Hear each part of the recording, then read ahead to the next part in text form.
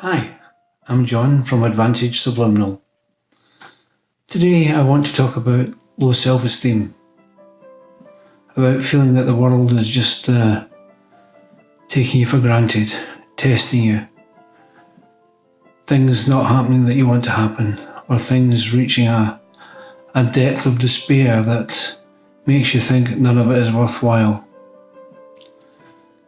The reason this is important to me, it describes a phase I went through in my life a number of years ago.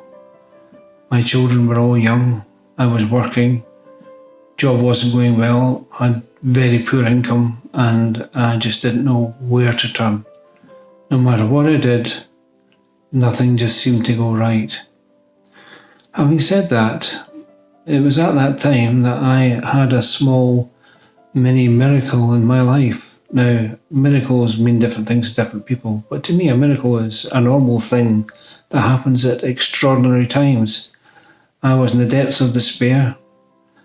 I was sitting down thinking, oh gosh, it was holiday time and would never ever fail to take the children on holiday somewhere, anywhere cheap before. And it just wasn't going to be possible this year. Then the postman put a letter through the letterbox, and inside was a cheque from the Inland Revenue, a refund, enough for us to go away for a week locally and stay in my sister's caravan, which was great. It was like a mini miracle, just that little bit of joy that came out of the darkness. But most of the time, it's gut-wrenching, nail-biting, what do I do type of thing, and praying and saying, oh, please help me, show me the way forward, how do I get out of this, how do I feel better, how can I be such a failure, I have my wife and children to think about. It was just, everything just seemed to be going pear-shaped, a mortgage to pay, bills to pay, the money wasn't coming in. I had to swallow my pride and go to the local council to find out what benefits I could get to help, and they were very good, and they did, and that certainly helped alleviate the pressure in part, but that was only a short-term solution. And of course, it kind of knocks the pride a bit as well when you've got to take a handout from the state, but it was very much appreciated at the time. So I didn't know what to do. I was just desperate, and as I say, I would sit down and say my prayers to whatever God or gods would listen. And my wife and my children didn't know how I was really feeling at the time. Hopefully not. I was trying to hide it from them. But I would go to bed at night and I would lie in my bed and I would be crying, thinking, oh, what am I going to do next? What can I do? It was that bad. And of course you start to get these terrible downward spirals that say, it's not worth it. Better just finish it off. Now, these were thoughts I had. I never done anything about it, but that's how bad I was feeling at the time. One day a friend of mine came to me and said, I've got a friend who's looking for a part-time salesman to sell these motivational tapes. And would you be interested? And I thought, well, anything's better than what's happening at the moment. So I went to meet the chap and he said, well, look, here's a sample of the tapes. You go and listen to them and tell me what you think. And if you're interested, try and sell some.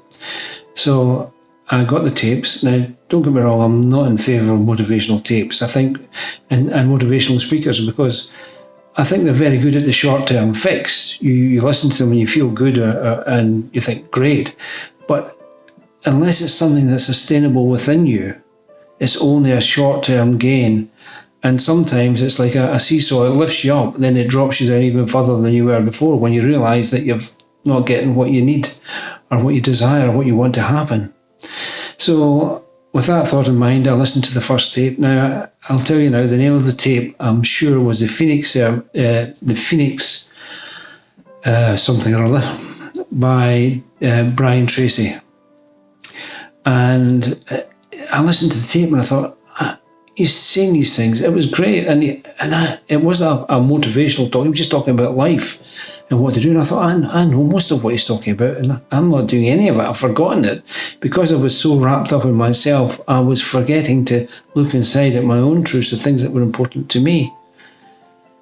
So one of the things he mentioned about was doing positive affirmations. And so I started doing positive affirmations. Now, let me explain. You may have heard about positive affirmations before. And this is part of the reason why I have Advantage Subliminals, because it's like a positive affirmation, but it goes directly to the brain, not through the conscious mind. It goes directly to the subconscious mind. But before Advantage Subliminal, I didn't know this stuff. So what I did was I had to verbalize the positive affirmation. And what I had to do, I had to verbalize the positive affirmation every time I had a negative thought, because negative thoughts were plenty in these days. Every thought I had was just about, how bad things were, how was I going to survive, where we were going to find the money for the mortgage, blah, blah, blah, blah, And if you've experienced that, you'll know exactly what I'm talking about. So every time I felt this negative thought coming, I replaced it with a positive thought. Now, I think it was along the lines of, everything is well in my beautiful and glorious world. You can pick whichever affirmation is important for you, but it has to mean something to you. And more importantly, you have to give it meaning. You have to mean it when you say it. And what happens is you transform something inside yourself. So I kept on saying this positive affirmation. Now, at that time, I was working in a life assurance company. And everybody in my branch was doing badly. Nobody was doing well. Everybody was in the same position I was. It was terrible. And so consequently, misery loves misery, and everybody get together and talk about how bad things were. And of course, that just feeds the beast. So I persevered. I used these positive affirmations. I hardly had two halfpennies to rub together, as they say. But somebody had suggested in the office trying a telephone canvasser to generate leads to go and talk to about life assurance.